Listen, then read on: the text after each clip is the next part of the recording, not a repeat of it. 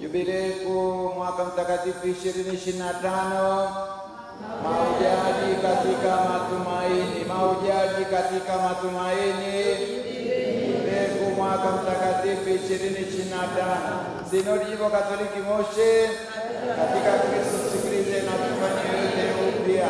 Katika Kristo tusikilize na tufanye yote upya. Sinodi Jimbo Katoliki Moshi. Mheshimiwa mpendwa Baba Paroko wa Parokia ya Mtakatifu wa Yesu na kigango cha Chombo, Padre Peter Kilasara, mpendwa Padre Gasto, wapendwa kamati tendaji wa hapa kigango cha watakatifu Petro na Paulo, wapendwa wakina baba na wakina mama tunaosali pamoja asubuhi hii, mpendwa kijana wetu wa Catholic Online TV na wengine wote tunaosali pamoja, tumsifu Yesu Kristo. Wapendwa, tuko bado katika kipindi cha Kristo mfufuka, na habari kuu, habari njema ya kipindi hiki ni tangazo hilo kuu kwamba Yesu amefufuka kutoka wafu. Yesu amefufuka kutoka wafu, yuko kati yetu na anatenda kazi. Hiyo ndiyo habari njema na habari kuu inayotawala kipindi cha Pasaka. Kwa hiyo kama ndio hivyo, mahangaiko ya mitume tangu wakati ule alipofufuka ni kutoa ushahidi usio na mahangaiko ya aina yoyote kwa jambo hilo kuu, kwa ukweli huo mkuu wa wokovu wetu. Mitume wanahangaika sana, hata wakati mwingine wanafukuzwa. Naona kina Petro na Yohani na mitume wenzake, na leo tunamwona Paulo na Barnaba wanavyotoa ushuhuda wa ukweli huo wa wokovu wetu, kwamba Kristo amefufuka na kwamba yuko kati yetu. Yeye ndiye nguvu yetu, mwanga wetu na tegemeo letu kuu. Kwa hiyo mitume wanafahamu jinsi Yesu alivyo wa muhimu na wa maana katika nafsi ya kila mmoja na katika jumuiya ya waamini kwa ujumla. Kwa hiyo wanahangaika sana kutoa ushuhuda wa jambo hilo, ili kila mmoja ampokee Yesu, apokee hiyo zawadi ya wokovu ambayo ipo. Na ni kama anawaambia msipoteze wakati mno, ndio sasa yupo.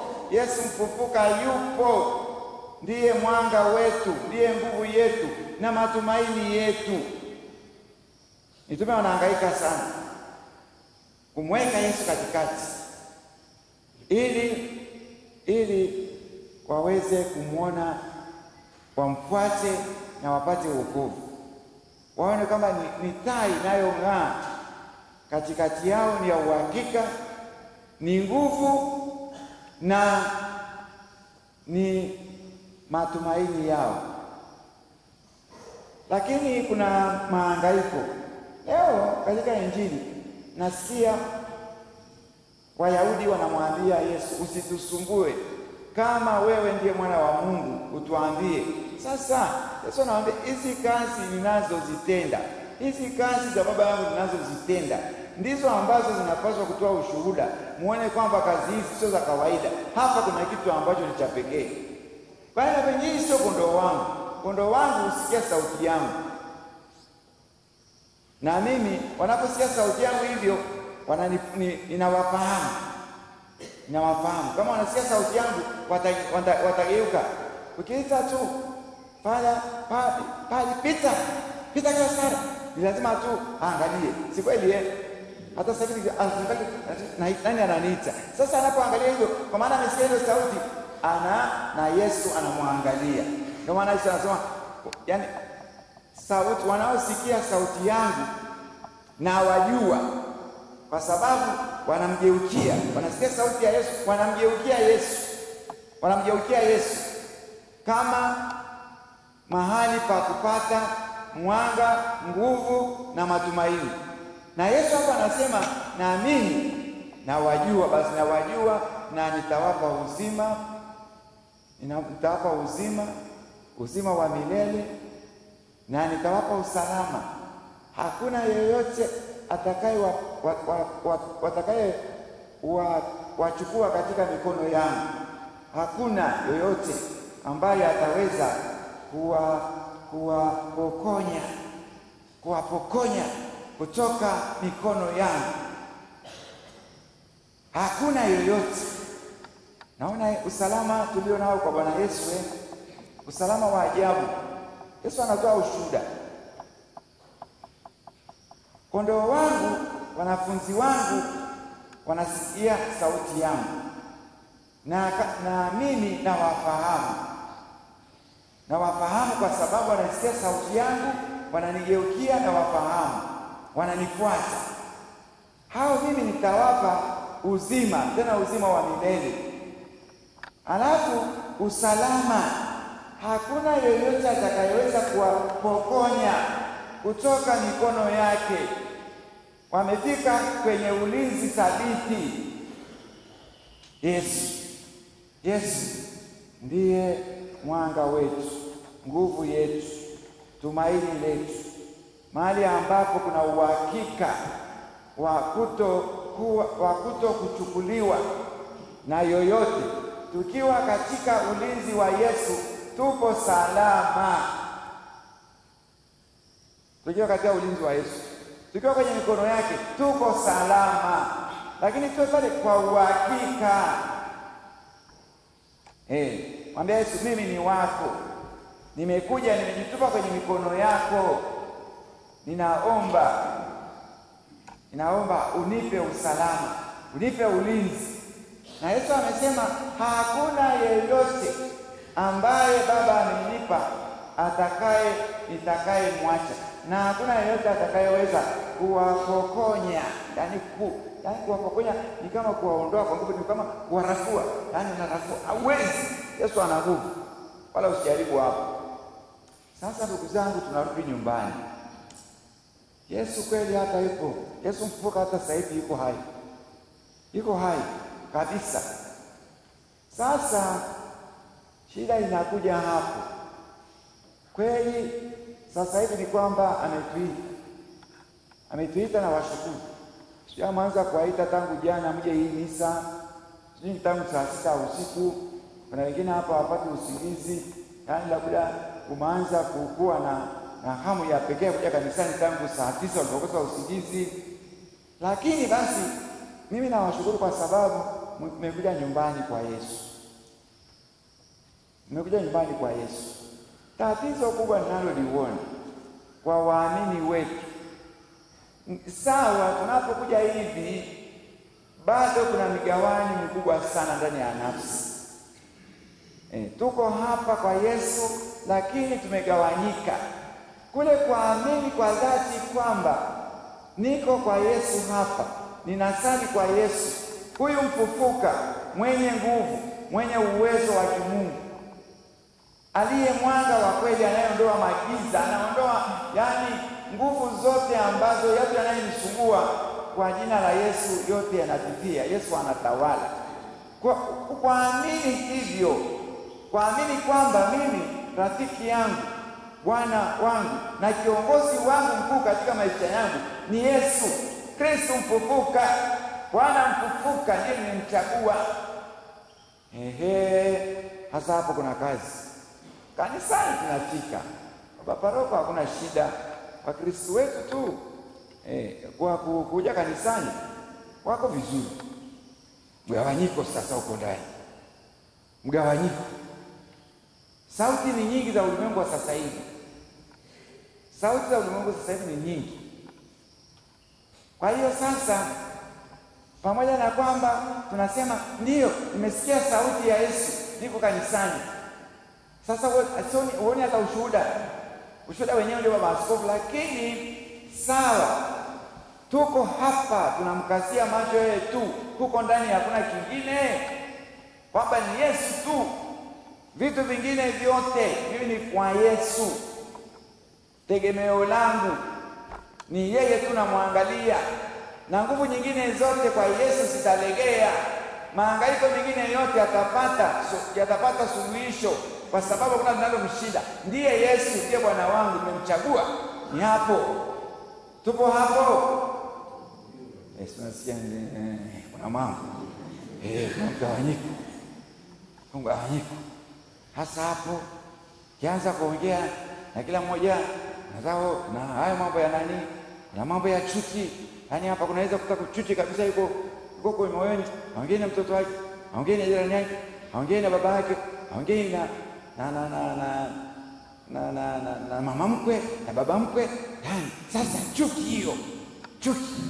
Haya, ukija madeni, na watu wenye madeni makubwa hapa, ukipigiwa simu mtu anakuletea deni langu na mdanganya, huku chombo mvua inanyesha tangu juzi, sisikii sauti. Kama usikii sauti, mbona umemjibu? Utaji kusikia madeni, unafikia naomba basi nipelekee baba Mikaeli, naomba usinipelekee, unirudishie zile fedha zangu, ile 300,000 watoto wanaenda shuleni wamerudishwa kule Majengo. Samahani, huku chombo mvua inanyesha tangu juzi, sikusikii, nitakupigia baadaye. Nasema simu. Madeni, watu wataki kulipa madeni. Bado tuko kwenye mahangaiko makubwa ya ushirikina. Tuko hapa tunasali, kuna mtoto hapo nyumbani haponi, ana malaria, hajapata dawa za kumsaidia aweze kutoka huko. Mtu anakuambia kuna mkono wa mtu, twende kikafu chini, naenda kikafu. Kwenda kutafuta mtu wa kumsaidia mtoto atoke, kuna mkono wa mtu. Sasa huko wapi?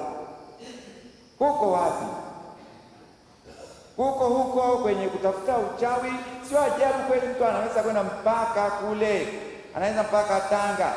Wanasema Tanga kwa Wasambaa ndio kwenye uchawi. Samahani kama kuna Wasambaa hapa, lakini wanawasema hivyo, ndio kwenye uchawi. Naenda mpaka Tanga kwenda kutafuta uchawi, kwenda kutafuta dawa ya watoto, na hapa huko kanisani ni Kristo. Sasa tunapokuwa na mgawanyiko hivyo, sisi hatuwezi kusema tena kwamba kweli sisi ni wanafunzi wa Yesu, sisi ni kondoo wa Yesu, sisi ni watu wa Yesu. Tuko hapo tunamwangalia yeye tu, aliye ukweli, njia na uzima. Hapo ndipo tunaposhindwa. Misa tunakuja, jumuiya tunakuja, lakini kuna mgawanyiko, mivuto mingi mno ndani, hatujaweza kukataa kusema kwa jina la Yesu haya yote yakae pembeni huko. Haya yote, mambo ya chuki, mambo ya hasira, mambo ya ushirikina, mambo ya matambiko. Tambiko langu kuu ni Yesu. Nimemchagua Yesu awe tambiko langu kuu. Ushirikina wangu mkuu ni Yesu. Nani ameshafikia hapo? Hamjafikia hapo bado, mahangaiko. Tukitoka hapa tena unakwenda jioni unachinja kuku hapo nyumbani, unaangalia kama kesho sio na safari ya Arusha, unaangalia kama safari imenyoka, unaangalia kwenye ile mishipa ya ini. Namuita mke wako, mama Furaha, yaani njia imenyoka, lakini mpaka unapofika hapo maili 6 kuna shida. Hebu angalia mishipa mishipa ile ni barabara ukiona imepinda, mishipa ikipinda ni barabara imepinda mama Furaha, kuna kitu, niende nisiende? Nenda tu mume wangu, sasa huko nyumbani tutakaaje? Haya, anaenda. Akifika pale mjini Moshi, anaingia kanisani tena, anakuta pale watu ndio wamaliza misa, wanaimba tumaini letu ni kwa Bwana, tumaini letu ni kwa Bwana, kwa maana ana uwezo wa milele. Tumaini naenda, tumaini langu ni kwa Bwana. Sasa wewe ni muongo, tumaini lako ni kwa Bwana au ni kwa mishipa ya kuku? Kweli sema tu. Basi usimdanganye Yesu, imba tu tumaini langu ni katika mishipa ya kuku, kwa maana ana. Sasa si unamdanganya Yesu, you are divided, umegawanyika. Sasa hivi ni kwa Yesu, tunaimba vizuri sana hapa, amefufuka, yaani iko kati yetu. Mshumaa wa Pasaka ndio alama kwamba Yesu anaishi, yuko kazini. Tumkumbatie basi yeye, Namkupatia hapo, unaangalia huko nje, simu inakuja, unaangalia simu huko. Kwanza baba umeshakuomba. Waambie wakifika huko mlangoni wazime haya masimu kama kweli umekuja kwa Yesu. Usisumbue wala wengine wala mwenyewe usijisumbue. Sasa uko wapi wewe? Uko wapi? Ushirikina unauona matambiko. Kweli umetambika Mkristo na umepokea. Unaenda chika tena kuku. Eti ni kichaka, eti unaangalia mishipa ya ini. Unaangalia ile ini la kuku kama yani vile mishipa pale pinda ni njia imepinda. Mama fulani naona mpaka hapa mairisa imenyoka. Sasa unapoanza kwenda kule huko uwanja wa ndege huko una maneno. Unaondoka tu. Anakuambia nenda tu. Sasa unaenda. Alafu tena unaenda pale kanisa unaimba tena. Sasa unamdanganya Yesu. Na Yesu hapa anapata shida. Huyu mtoto wangu, huyu mama yangu mpendwa, huyu baba yangu mpendwa naye mpenda, yuko wapi? Ni kwangu au ni kwa mishipa ya ini? Sasa ndio hivyo, kuna mambo mengi yanayofanana na hivyo. Yaani hatujakuwa na maamuzi. Kumbe ndugu zangu, mimi nilikuwa naomba, yaani lazima tuamue. Na kipindi hiki cha sinodi, tunaposema sinodi Jimbo Katoliki Moshi katika Kristo, usikilize. Na umesikia Yesu amesema, kondoo wangu usikiliza sauti yangu. Hilo neno msingi sana. Wanasikiliza sauti yangu na wananifuata. Na wanaponifuata hivi sitawaacha. Ninawapa uzima, tena uzima wa milele na usalama. Hakuna atakaye wapokonya. Kuwapokonya ni kuondoa kwa nguvu. Hakuna. Mimi nimewakamata. Yaani amewakamata na hapa ulinzi kabisa. Tuko kwenye, ametuweka katika nini? Ametoka katika ile usalama. Sasa huyo ndiye Yesu. Sasa wakina mama wanafikiri kwamba wakina mama hivi hapa chombo kweli, wakina mama tuwe ukweli. Hapa kuna uchawi. Semeni ukweli tu. Upo hapa huko. Nasikia kwa kweli. Yaani sasa unafanya kazi gani hapa? Yaani sasa mmoja akaniambia akaniambia nikienda kwenye jumuiya ndogo za Kikristo daima wakina mama wananikimbia. Nikienda kwenye benchi la pili wananikimbia. La tatu wananikimbia, wote wanafahamu. Nikamwambia ni kwa nini? Akaniambia tu anasema una uchawi. Je, unao kweli? Ninacho kidogo baba askofu. Sasa kuwa na kidogo sio fadhila. Na hicho ufute kitoke, wewe ni wa Yesu. Eti anasema eti kwa vile yani ninacho kidogo baba askofu. Mama aliniachia, sasa mtakaaje hivyo? Toka huko, upatie Yesu. Sasa hicho kidogo sio fadhila kubaki nacho. Na ndicho kinachokuletea matatizo. Ni lazima ujiachie, usarende. Ujiachie kwa Yesu. Usikilize sauti yake. Umfuate. Akupe malisho. Na malisho ya kweli, uzima wa milele. Na akupe ulinzi. Hakuna anaweza kuondoa katika usalama wake. Utakutana na mahangaiko mengi. Utakutana na upepo na dhoruba za aina mbalimbali. Lakini kweli kama umejizamisha kwa Yesu, huwezi. Ni kweli utapata mateso na utapaswa kuvumilia kama Yesu, lakini hata kuacha. Yesu alipata mateso kwamba pamoja na kwamba alikuwa mikononi mwa Baba, alikutana na mateso sana. Si ndio mpaka kule Getsemani akalia, lakini Mungu alimwacha. Mungu hakumwacha. Yaani msifikiri kwamba kukua mikononi mwa Yesu basi ni kupata mateso. Mateso tutayapata kwa sababu njia ya Yesu ni njia ya kanisa, ni njia ya kila Mkristo muamini. Lazima tupate njia ya Yesu. Na njia ya Yesu ni nyembamba, ni ya msalaba. Lakini kwa hakika hata tuacha. Yale mateso yanatusafisha, yanatutakasa, yanatuimarisha tuweze kuwa wanafunzi wake kweli, tuweze kuwa wafuasi wake kweli, tuweze kuwa kondoo wake kweli. Kwa hiyo kitu mahali ambapo tunapokosea, nafikiri kwamba nikishasema mimi ni wa Yesu basi Yesu ataondoa matatizo yote. Yaani anayetaka kunifuata ajikane mwenyewe, achukue msalaba wake kila siku. Lazima tushiriki msalaba wa Bwana. Ni condition ni kitu ambacho ni cha lazima tufanye. Lazima tufanye. lazima tupate msalaba wa Bwana kama yeye alivyofanya. Lakini jambo zuri ni kwamba hata tuacha, ameahidi, ameapa, hakuna yoyote aliyenipa Baba ambaye nitamwacha. Hakuna yoyote ambaye anaweza kutuondoa kwenye mikono yake. Matatizo yetu ni kuhangaika, matatizo yetu ni imani thabiti, alafu tupalilie imani yetu na sala na matendo mema na mateso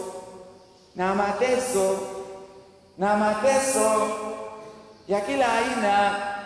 Hakuna ushindi bila mateso, hakuna ambaye hana. Ukienda kwa askofu ndio zaidi, kwa paroko ndio zaidi, kwa mama wa nyumbani utakosaje, kwa baba utakosaje? Lakini ni kwa nini tusitafute nguvu ya kubeba, ya kuadhimisha misalaba yetu, mateso yetu kwa Yesu? Kwa sababu ameshasema hakuna namna, lazima tushiriki njia yake, na njia yake ndio hiyo. Anayetaka kuwa mwanafunzi wangu na ajikane mwenyewe, achukue msalaba wake kila siku anifuate. Sisi nafikiri kwamba tukishakuwa na imani ya dhati kwa Yesu na kusema kwamba tutamfuata, basi maisha yanakuwa ndio kweli tumechagua uzima. Lakini lazima tufuate njia ya Yesu, njia ya mateso, njia ya kulia, lakini uko ndani, yani tumeimarishwa, kwa sababu ameshasema sitawaacha. Hakuna yeyote atakayeweza kuwapokonya katika mikono yangu. Kumbe ndugu zangu, niwaombe sauti ya Yesu. Naposema Sinodi Jimbo Katoliki Moshi katika Kristo, tusikilize na tufanye yote upya. Tumsikilize Yesu. Yesu anasema nini? Yesu anatuambia nini sasa hivi? Leo amesema mwenyewe kabisa, kondoo wangu wanasikia sauti yangu. Kama ni kweli sisi ni wabaki, tusikie sauti yake, na yale anayotuambia tuyafuate. Tunapoyafuata ya Yesu, haiwezi kwenda hivyo, yani ni mazuri tu, ni mazuri tu tangu Januari mpaka Disemba. Tutakuwa tunaimbiwa tu kwamba anameremeta, mama furaha anameremeta, anawakawaka. Kufuata njia ya Yesu unameremeta na kuwakawaka, kuna mateso, hakuna kuficha hapo. Lakini kama tuko mikononi mwake, tuwe na uhakika, tutaendelea kupata nguvu ya ndani, tutaendelea kupata ujasiri wa ndani wa kutoa ushuhuda kwa maisha yetu mahali popote tulipo. Awe ni askofu, awe ni pani, awe ni mama wa nyumbani, awe ni baba wa nyumbani, tutatoa ushuhuda kwamba mimi ni mfuasi wa Yesu. Ndugu zangu, tumwombe Bwana Yesu mfufuka atuimarishe. Sasa baba paroko wenu na msaidizi wake naona wanawasia vizuri sana, wanaongea sana juu ya chombo. Kweli ndio wananifanya nimekuja hata asubuhi, wananiambia askofu lazima utembelee, kuna mambo ya kuona kule kuna mambo mazuri, tuna mambo tunayawaza kwa kweli pale, hatuwezi yani baba askofu. Haya, nimekuja. Sasa kama ndio hivyo, ameshaona kitu hapa. Ameshaona nyinyi ni watu wa kutunza iwe imani, yani kuna imani hapa kuna Yesu.